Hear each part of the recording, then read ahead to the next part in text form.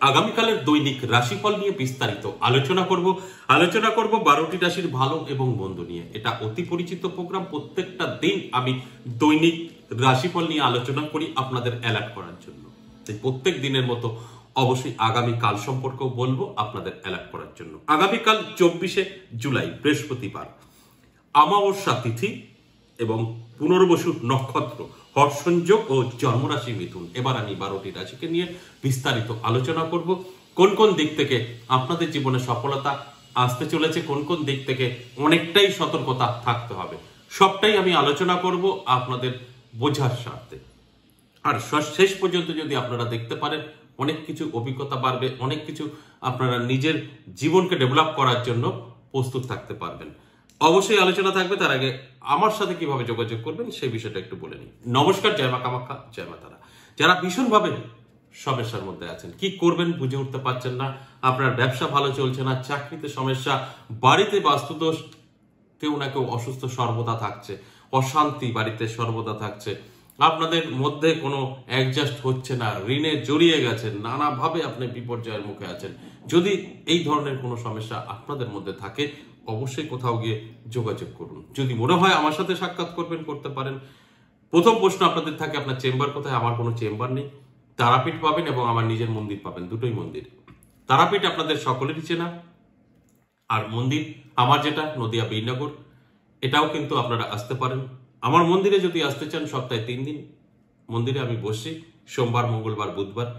তারাপীঠে মাসে 2বার থাকছি, শুরু এবং শেষ ইংরেজি মাসের। আর যদি মনে হয় এই দুটো জায়গার কোথাও আসতে পারবো না, অনলাইনের ব্যবস্থা আছে কিনা সেটা এই মুহূর্তে বলা সম্ভব না। আপনি হোয়াটসঅ্যাপ, ভয়েস মেসেজ বা লিখে বলতে পারেন।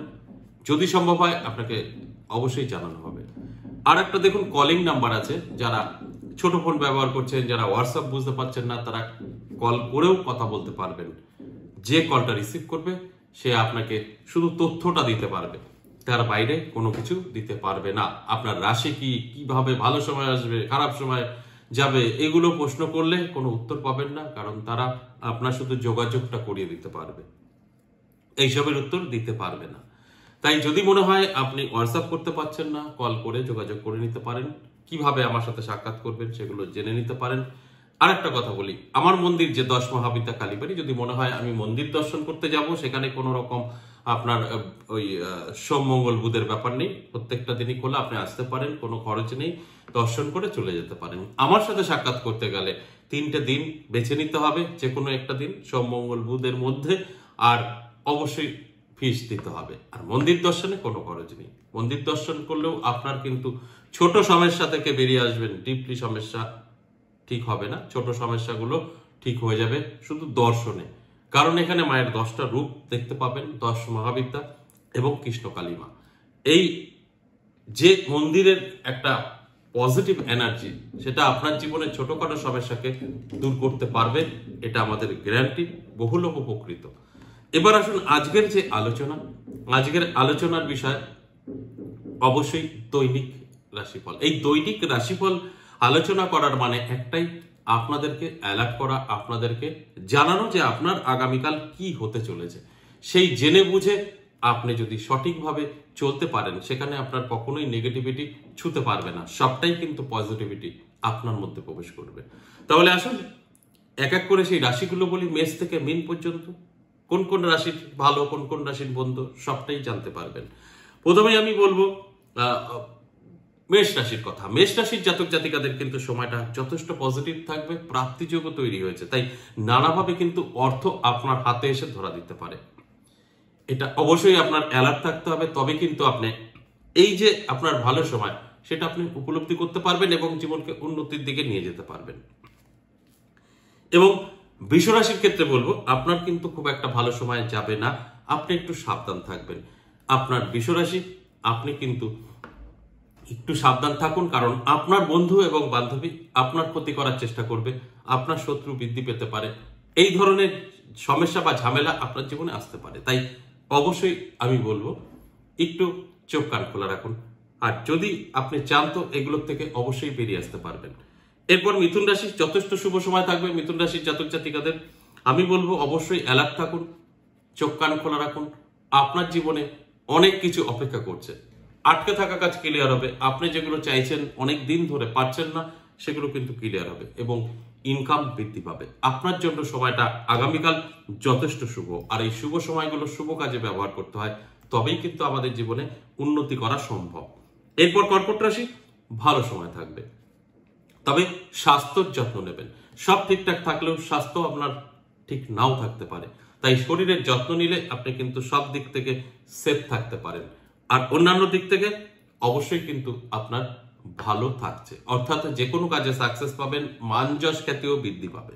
সিংহ রাশির ক্ষেত্রে যদি বলি, আয় ইনকাম বৃদ্ধি পাবে, শত্রুতাও বৃদ্ধি পাবে। এখানে কিন্তু মিশ্র ফল আপনার আগামীকাল দিতে চলেছে, তাই আমি বলবো অ্যালার্ট থাকুন। নেগেটিভটা আপনি আপনার জীবন থেকে সরিয়ে ফেলুন, পজিটিভটা কাজে লাগান। তাতে কি হবে, আপনার কিন্তু সামনের দিনটা খুব ভালোভাবে এগিয়ে নিয়ে যেতে পারবেন। আপনার জানা আছে যে আমার এটা পজিটিভ, এটা নেগেটিভ, নেগেটিভটাকে দূরে সরিয়ে দিন, পজিটিভটাকে লুপে নিন, অনেক ভালো থাকতে পারবেন।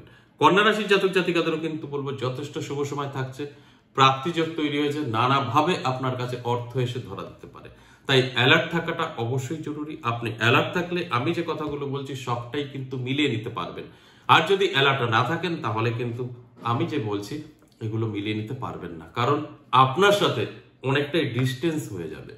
তাই অ্যালার্ট থাকুন, চোখ কান খোলা রাখুন, আপনার কাছে কিন্তু কোনো না কোনো দিক থেকে অর্থ এসে ধরা দেবেই, এতে কোনো সন্দেহ নেই। এরপর তুলা রাশি, তুলা রাশির জাতক জাতিকাদের বলবো সাবধান থাকুন, আপনার কিন্তু অর্থ হানির যোগ আছে, স্বাস্থ্য হানিও হতে পারে। অর্থ এবং স্বাস্থ্য এই দুটোর প্রতি অবশ্যই আপনাকে ধ্যান দিতে হবে, তবে কিন্তু ভালো থাকতে পারবেন, তাছাড়া কিন্তু সম্ভব নয়। আপনার স্বাস্থ্য এবং অর্থ দুটোই কিন্তু আপনার সময় নষ্ট করতে পারে, আর এই আলোচনা থেকে আপনাদেরকে অ্যালার্ট করা, আপনারা অ্যালার্ট থাকলে অবশ্যই সেফ থাকবেন। এরপর বৃশ্চিক রাশি শুভ, বৃশ্চিক রাশির জাতক জাতিকাদের দারুণ সময় থাকবে, আপনি যেটা চাইবেন সেটাই করতে পারবেন, নানা দিক থেকে সুযোগ আসবে, বন্ধু এবং বান্ধবী নতুন করে আপনার কিন্তু তৈরি হবে, সেখান থেকেও আপনার বেনিফিট আসতে পারে। এরপর অবশ্যই বলবো ধনু রাশির কথা, ধনু রাশি কিন্তু সাবধান থাকতে হবে, উটকো ঝামেলা, টেনশন, দুশ্চিন্তা, অশান্তি এগুলো কিন্তু হতে পারে, এর জন্য চোখ কান খোলা রাখতে হবে, অ্যালার্ট থাকতে হবে, তবে কিন্তু আপনি কন্ট্রোল করতে পারবেন, তাছাড়া এই ঘটনাগুলো কিন্তু আপনার সাথে ঘটবে। এরপর মকর রাশি, মকর রাশি জাতক জাতিকাদেরও কিন্তু সাবধানতা অবলম্বন করতে হবে, ব্যবসা ক্ষেত্রে সমস্যা তৈরি হবে এবং চাকরি ক্ষেত্রে শত্রুতা বৃদ্ধি পাবে, কর্মক্ষেত্রটা আপনার একটু ডিস্টার্ব আগামীকাল থাকতে পারে, তবে আপনি অ্যালার্ট থাকলে এটাকে আটকাতে পারবেন। অন্যান্য দিক থেকে কিন্তু ভালো থাকছে, এতে কোনো সন্দেহ নেই, শুধু একটু চোখ কান খোলা রাখুন, অ্যালার্ট থাকুন। এরপর কুম্ভ রাশির যদি বলি, দারুণ সময় থাকবে, কুম্ভ রাশির জাতক জাতিকাদের কিন্তু প্রাপ্তিযোগ তৈরি হয়েছে, কোনো না কোনো জায়গা থেকে কিন্তু প্রাপ্তি ঘটবে, আর এই প্রাপ্তিটা কিন্তু আপনার জীবনকে বদলে দেবে, নানা দিক থেকে দেখবেন আপনার জীবনে আকর্ষিত হচ্ছে, এই প্রাপ্তিযোগে ধনসম্পদ কিন্তু বৃদ্ধি পাবে। তাই আমি বলবো অবশ্যই অ্যালার্ট থাকুন, চোখ কান খোলা রাখুন, আমার কথাগুলো সবটাই কিন্তু মিলিয়ে নিতে পারবেন। সর্বশেষ মীন রাশি, দারুণ সময় থাকবে, মীন রাশির জাতক জাতিকাদের একটা শুভ খবর আসতে পারে, যে শুভ খবরটা আপনার ভাগ্যকে বদলে দিতে পারে, এটা অবশ্যই পজিটিভ, তাই পজিটিভ থাকার চেষ্টা করুন, আমার কথাগুলো দেখবেন সবকিছু আপনি মিলিয়ে নিতে পারবেন। এই যে মেষ থেকে মীন আলোচনা করলাম, এটা সম্পূর্ণ অ্যাভারেজ এবং সর্বজনীন, 50% জাতক জাতিকাদের মিলবে, 50% জাতক জাতিকাদের মিলবে না, যে কথাটা আমি প্রত্যেকটা দিনই বলি। আশা করি বুঝতে পেরেছেন। আজ এ পর্যন্তই, আবার আসবো নেক্সট ভিডিও নিয়ে, ততক্ষণ ভালো থাকুন, নমস্কার।